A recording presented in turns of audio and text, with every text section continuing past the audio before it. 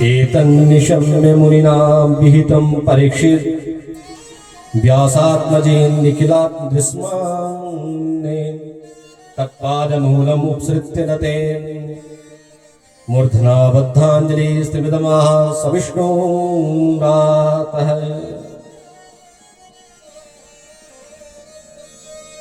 तो परीक्षित जी नैमिषारण्य में सूत जी भी इस कथा को सुना रहे हैं 88,000 शौनकादि ऋषियों को, और उनके वचन सुनकर सुखदेव जी के अमृत वचन सुनकर राजा परीक्षित के नेत्रों में आंसू भराए और बड़े दीन होकर उन्होंने शुक मुनि के चरणारविंदों को, उनके चरणों को पकड़कर, चरण रूपी कमलों को पकड़कर बार बार उनको नमन कर रहे हैं, किंतु कुछ बोल नहीं पा रहे हैं, कुछ भी बोल नहीं पा रहे हैं, अवाक है। फिर शनै शनै धैर्य धारण करके राजा परीक्षित प्रश्न करते हैं, हे ब्रह्मन, आपके मुख कमल से श्री कृष्ण लीला सुनकर मैं कृतकृत्य हो गया। मेरा जन्म मरण जो भय है, मृत्यु का जो भय है, वो बिल्कुल समाप्त हो गया है। मेरे मन में अब प्रभु विराजित हो गए हैं।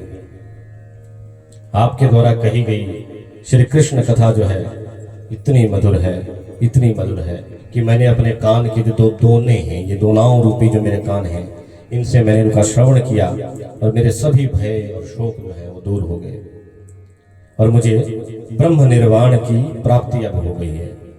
अब मैं इतना कृतकृत्य धन्य हो गया हूँ कि एक तक्षक तो क्या, 1000 तक्षक भी मुझे आकर डस लें तब भी मेरा कुछ नहीं बिगाड़ सकते। मैं प्रभु के चरणों में लग गया हूँ। मेरा मन जो है, मेरा चित्त जो है प्रभु के चरणों में है। बोलिए वृंदावन बिहारी लाल की।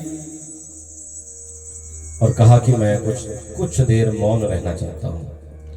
मौनावलंबन, मौन का अवकाश मांगा परीक्षित जी कि अब मेरी कोई सुनने की इच्छा नहीं है, न बोलने की इच्छा है, न बोलूंगा न सुनूंगा, मुझे कुछ मौन दे दीजिए, थोड़ा सा मौन का अवलंबन।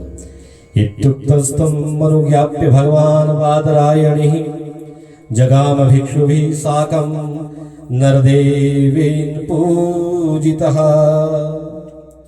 और राजा परीक्षित ने भाव सहित जो है भगवान सुखदेव जी का पूजन किया और महात्माओं के साथ श्री सुखदेव मुनि जी राजा को परम आशीर्वाद देकर जो है चले गए। और इसके पश्चात परीक्षित जी ने कुशा का आसन बिछाया और श्रृंगी मुनि के उस श्राप का ध्यान करते हुए हाथों में पुष्प लिए, यूं पुष्प उठाए और ध्यान में मग्न हो गए, मौन में चले गए। और वहां जितने भी विप्रादि थे, जो ब्राह्मण थे, जो परीक्षित की कथा में बैठे थे, परीक्षित के हितैषी थे, उन सब ने एक घेरा बना लिया। प्रेम से बोलिए जय श्री कृष्ण। बहुत महत्वपूर्ण कथा है, बहुत महत्वपूर्ण। थोड़ी सी कथा ध्यान से सुनिएगा, नींद को भगा दीजिए। एक घेरा बना दिया, बहुत बड़ा घेरा बनाया हितैषियों ने, ब्राह्मणों ने। सुखदेव जी उस घेरे के बीच में हाथों में पुष्प लेकर बिल्कुल मौन धारण किया और घेरा ऐसा बनाया कि एक इंसान के साथ इंसान सटकर खड़ा हो गया और कहा कि सावधान सावधान, तक्षक कहीं से भी आ सकता है, मुझे प्रवेश नहीं करने देंगे। ये हितैषी कह रहे। लेकिन परीक्षित के मन में कोई राग नहीं, कोई द्वेष नहीं, कोई भय नहीं, किसी भी प्रकार का कोई लाग लपेट नहीं है। और इस प्रकार से घेरा बना के वो खड़े हैं और उधर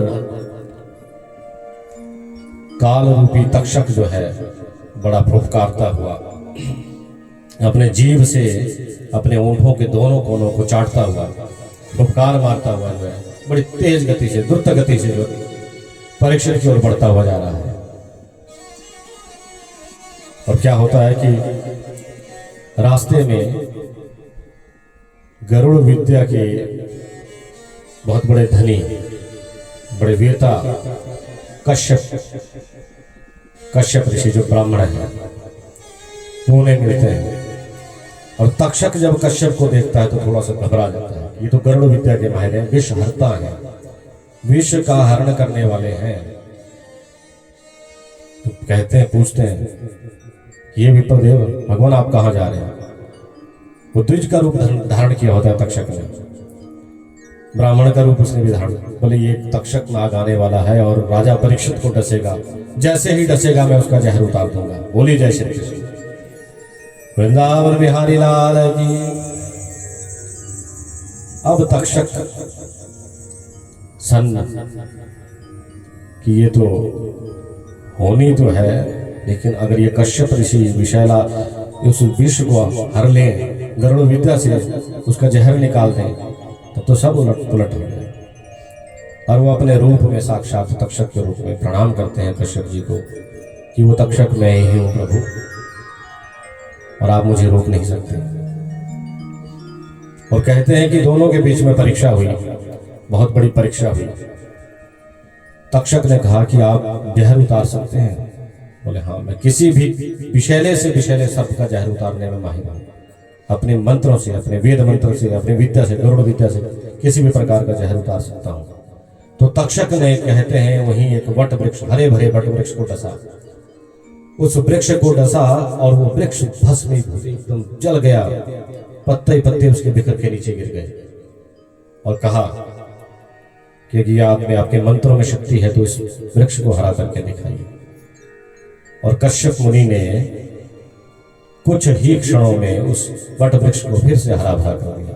बोले वृंदावन बिहारी लाल की। लेकिन अब होने को तो कुछ और ही मंजूर था। तो कहते हैं कि तक्षक ने बड़ा अनुनय और विनय आग्रह किया कश्यप मुनि से। यहां सवाल भी उठता है कि ब्राह्मण कई बार प्रसन्न भी हो जाते हैं कुछ दक्षिणा दान दक्षिणा से, और कहाँ कहाँ प्रसन्न होना चाहिए, कहाँ नहीं होना चाहिए, ये भी एक चिंतन का विषय है। वो कहते हैं दान दक्षिणा आदि ब्राह्मण को कश्यप मुनि जी को वहां तक्षक ने दी और उन्होंने मार्ग से उन्हें हटा लिया। बोले वृंदावन बिहारी लाल की। और वही तक्षक जो है द्विज का रूप धर के गया, ब्राह्मण का रूप धर के, और ठीक उस गोले में, जिस गोले में परीक्षित के सब हितैषी लगे थे, उन हितैषियों के बीच में खड़ा हो गया। और सबसे पहले जो चोर होता है ना, जो चोरी करता है, वो सबसे पहले पूछता है कि भाई ये चोरी किसने की है, कौन है चोर, कौन है चोर जिसने चोरी की है, वो सबसे पहले सवाल उठाता है। तो बार बार वही तक्षक जो है ब्राह्मण के रूप में भी उसने वेश धारण किया है, और बार बार सावधान तक्षक आने वाला है, सावधान, सटकर रहिए, सटकर खड़े हो जाइए सभी लोग। वो गोला बनाया है, लेकिन परीक्षित जो है ध्यान में, परीक्षित ने पुष्प हाथ में लिए, और इस प्रकार जो गोला बना हुआ है, अचानक से वो समय आता है। इत्युक्तः सतथेत्याह महर्षे मनियन् वचः सर्पसत्रादुपरितः पूज्यनास्वाक्ये पतितम्। और उसी समय वही द्विज रूपी तक्षक जो है अपने मूल स्वरूप में आता है और वहां खड़े परीक्षित जी को एकदम से डस लेता है। और जैसे ही परीक्षित जी को डसा, भागवत जी में कथा आती है कि उनका शरीर जो है धू धू कर जलने लगा। आग की लपटें और धुआं जो है चारों ओर से, और भस्म हो गए परीक्षित वहीं। जैसे ही उनका कंकाल जो है, धड़ जो है जमीन पर गिरा, भस्म के रूप में गिरा।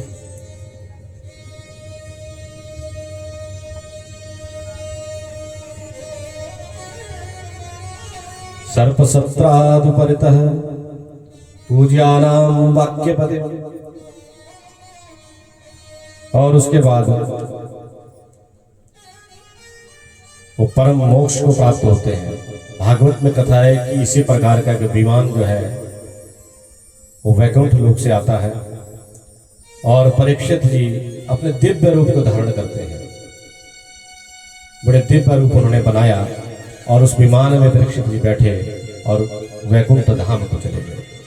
बोली वृंदावन बिहारी लाल की। और इधर परीक्षित के पुत्र हैं जन्मेजय। जब वो देखते हैं कि तक्षक के डसने से मेरे पिता की मृत्यु हो गई, और वो सर्प यज्ञ शुरू कर देते हैं।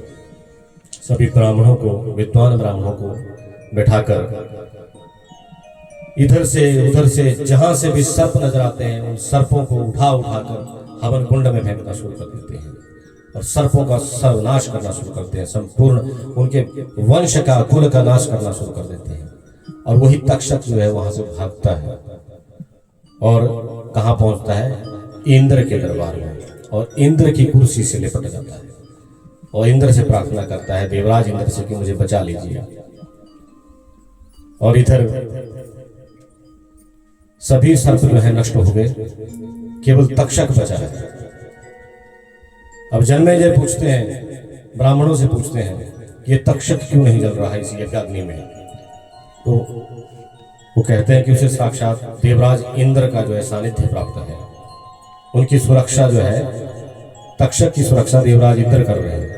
तो जन्मेजय ब्राह्मणों को कहते हैं कि इस इंद्र को भी इसके साथ जला दीजिए। तो कहते हैं साक्षात जो बृहस्पति हैं, देवताओं के पुरोहित हैं, वो वहां पे पधारते हैं और जन्मेजय को शांत करते हैं और कहते हैं कि सर्पों का कुल बचा रहना चाहिए, प्रकृति के लिए बहुत आवश्यक है। तो जब वो शांत हो जाते हैं, इंद्र भी कंपित हो जाता है, इंद्र भी स्तुति करता है, इंद्र भी प्रार्थना करता है। तब देवाचार्य बृहस्पति जो है जन्मेजय ज्ञान देकर जो है इंद्र और तक्षक को बचा लेते हैं।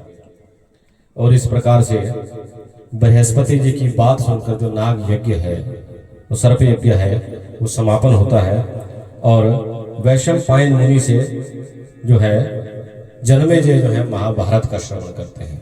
बोली वृंदावन बिहारी लाल की। कथा